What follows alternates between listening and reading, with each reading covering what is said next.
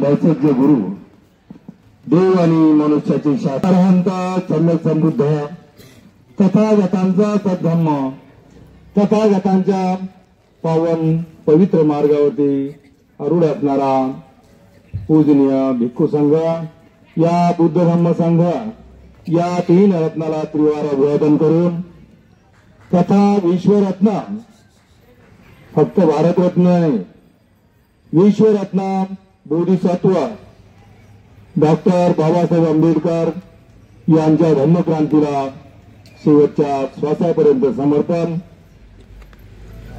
आज या ठिकाणी या धम्मसागर बुद्ध विहारामध्ये कठीण चिवरदाराच्या अनुषंगाने आणि आमचे भंतेजी बघा कुठे आलं ते अरुणाचल आसाम अरुणाचल मिझोराम आणि या लांबून लांबून इथं भिक्खू आलेले आहेत प्रचार प्रसाराच्या निमित्ताने म्हणून असे असलेले आमचे संघपालो थोरो तर या भंतेजीच्या कठीण चिवरदानाचा इथे हा कार्यक्रम भंतेजींनी 3 महिने इथे अधिष्ठान करून आणि वर्षावर संपन्न केलेला आहे तसं त्यांचं कायम ते वास्तव इथंच आहे सध्याच्या वेळीला तर त्या अनुषंगाने इथं भिक्खू संघ हजर झालेला आहे प्रथम आमचे ज्येष्ठ भिक्खू राहुलजी महाथोरे तसेच म्हणते तर बोधिरत्नजी थोरो इथे तसेच आमचे संघानांजी जे मुकुंदवाडीमध्ये वास्तव्य करतात ते संघानांजी आणि भिक्खुनी संघ आर्या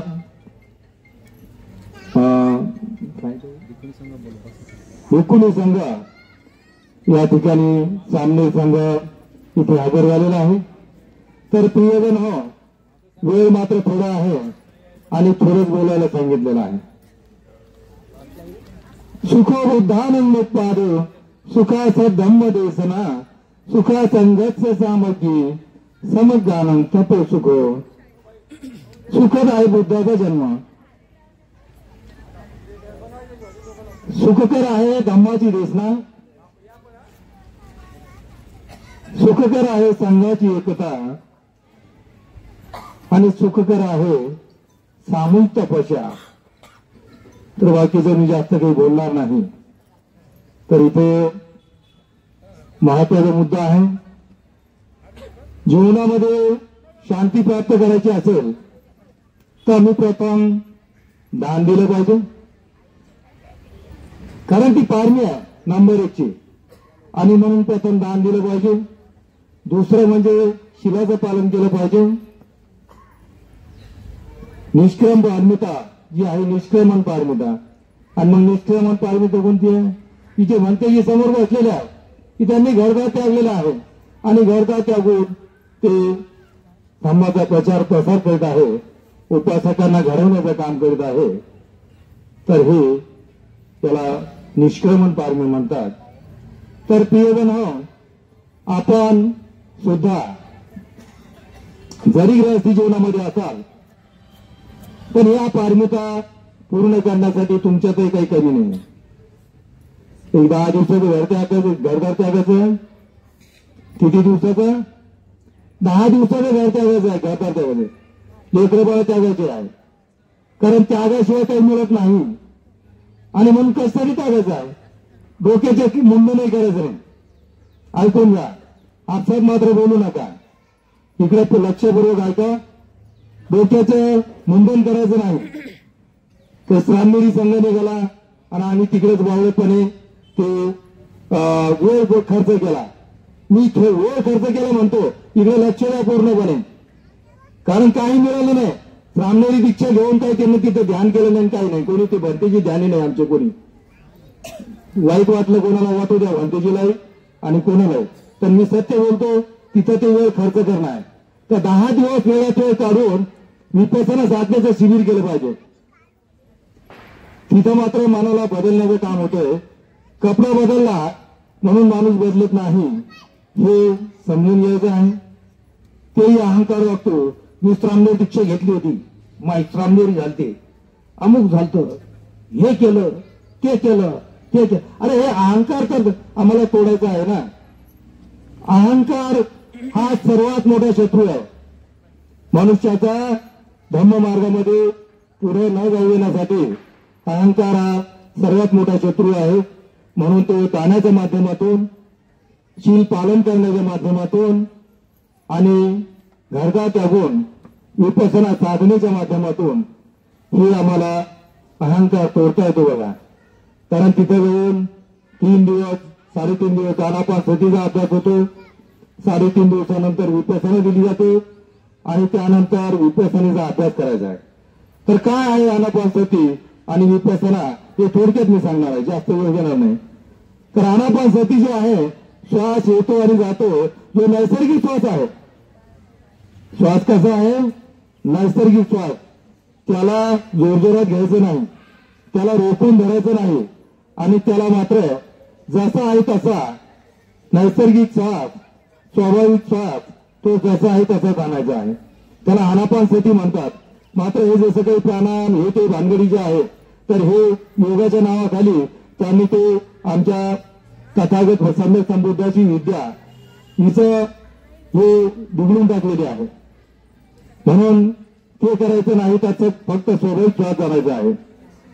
हे झालं आणि श्वासाला जाणता जाणता मनाला एकाग्र करायचं आहे. वरच्या ओठावर, नाकाच्या खाली, नागपुड्यांच्या दरवाजावर तिथेच मन एकाग्र करून श्वासाला जाणायचं आहे, मन एकाग्र करायचं आहे. तर कशासाठी? हे मनाचा आणि श्वासाचा आणि मनाचा गहिरा संबंध आहे. श्वासाचा आणि मनाचा गहिरा संबंध आहे. म्हणून हे श्वास, हे आलंबन हे तथागत सम्यक संबुद्धाने दिलेले आहे. हे काही अनुपंडित काम नाही. तर म्हणून आनापानसती आणि विपसना साधना. तर आनापानसती तर श्वास मात्र जसा क्रोध येतो आणि क्रोध आला, कोणत्याही विकार मनामध्ये लागला तर मात्र श्वास स्वाभाविकता सोडून देतो. आणि स्वाभाविकता सोडून दिली तर मग काय होतंय? तर शरीरामध्ये काहीतरी घडतंय. श्वासाने स्वाभाविकता सोडून दिली तर शरीरामध्ये काहीतरी घडतंय. आणि काहीतरी घडतं म्हणजे काय घडतंय? तर काहीतरी धुजन होतंय, कंपन होतंय, काही जळल्यासारखं होतंय, पेटल्यासारखं होतंय, काही मिरची लागल्यासारखं शरीरामध्ये होतंय. अनेक प्रकारच्या त्या संयोजनाच्या रूपामध्ये ते शरीरामध्ये प्रगट होत राहतंय. आणि मात्र ते जाण्याचं काम आमच्याकडे नाहीये, कारण त्याचं प्रशिक्षणच घेतलं नाही. मग काय होतं? मग वाढतो बीपी. काय वाढतो? BP, high BP, low BP, tension, hyper tension. आणि मग काय करायचं? तर काय करायचं? खायचं गोळ्या. डॉक्टरकडे जा आणि गेलं की डॉक्टर म्हणून मरुस्त गोळ्या खा. पण त्या गोळ्यावर खायचे नसतील. तुम्हाला जर सुखी जीवन जगायचं असेल, निरोगी जीवन जगायचं असेल तर तुम्हाला एक 10 दिवसाचं विपसनेचं शिबिर करावं लागेल.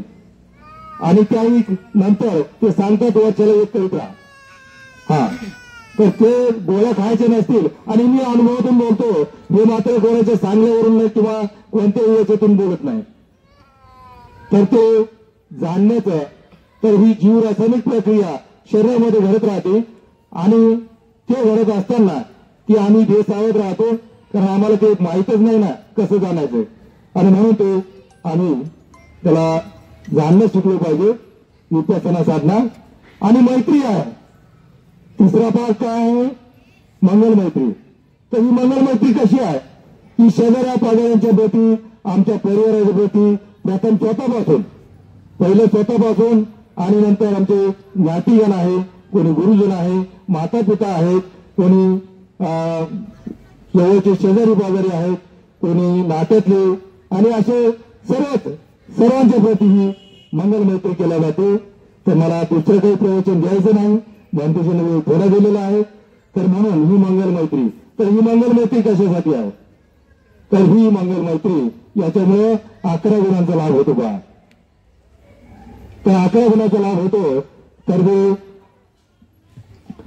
पाणी, अग्नी आणि कोणत्याही हिंस्र पशु किंवा विष किंवा कुठल्याही शस्त्रापासून किंवा अशा प्रकारे अशा 10 प्रकारे जे काही तुम्हाला लाभ होतो की त्याचा हानी होत नाही. आणि शेवटी ती मैत्री करीत जरी त्या व्यक्तीने देह त्यागला तर ते मात्र ब्रह्मलोकामध्ये उत्पन्न होत राहतात. म्हणून एवढा मोठा तो लाभ आहे. आणि हा लाभ करून घेण्यासाठी हे आपण विपස්සना साधनेचं शिबिर केलं पाहिजे. तुम्हाला डोक्याचे केस मुंडन करायचे नाही. जसे आहे तसे रंगीन कपडे असले तरी चालते, जसं असेल तसं चालतंय. आणि 10 दिवसाचं शिबिर मात्र तिथे जाऊन करायचं असते. आणि सगळ्या हाताला मुक्त असते आपण दान करायचं असतं. आणि दान नाही बरोबर कोणी विचारत नाही. तिथे पूर्णपणे निःशुल्क ही विपස්සना साधना विधी शिकवलं जाते. याचा एवढंच मी अपेक्षा करतो की तुमच्यातील सर्वचे सर्वच हा निर्णय घेतील, विचार करतील आणि विपස්සना साधनेचं शिबिर करतील.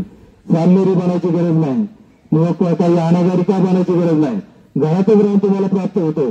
घरी आल्यानंतर सकाळ संध्याकाळ ध्यान करीत राहिलो की आमचं सर्व असं निरोगी राहतं, शरीर मन निरोगी राहतं. आणि म्हणून त्यासाठी सुगती प्राप्त करण्यासाठी याची गरज आहे. शील पालन करण्यासाठी त्याचा लाभ होतो.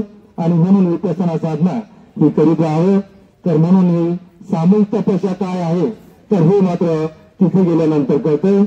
आजच्या प्रसंगी पूजनीय भिक्खू संघबाबूजी थोरो यांच्या कठीण चिवरदानाच्या निमित्ताने संघदानाच्या निमित्ताने कठीण चिवरदान त्यांच्या संघदानाच्या निमित्ताने त्यांनी चिवरदान ऐकतो पण ते संघदानाच्या निमित्ताने की संघाला बोलावून इथे दान कर्म करायचं असतं. आणि म्हणून त्या संघदानाच्या निमित्ताने आम्ही इथे एकत्रित जमलो आहोत. आणि पूजनीय आमचे ज्येष्ठ भिक्खू राहुलजी थोरो महाथोरो यांनी मला बोलण्याची इथे संधी प्राप्त करून दिली. आणि तुम्ही सर्वजणांनी प्रियजनांनी शांत चित्ताने ऐकून घेतले. तर त्या तुमच्याप्रती मंगल कामना करतो. सर्वांचे मंगल हो, सर्वांचे कल्याण हो, सर्वांची दुःखात मुक्तता हो, सुख शांती प्राप्त हो, सुखी हो, सुखी हो, सुखी हो.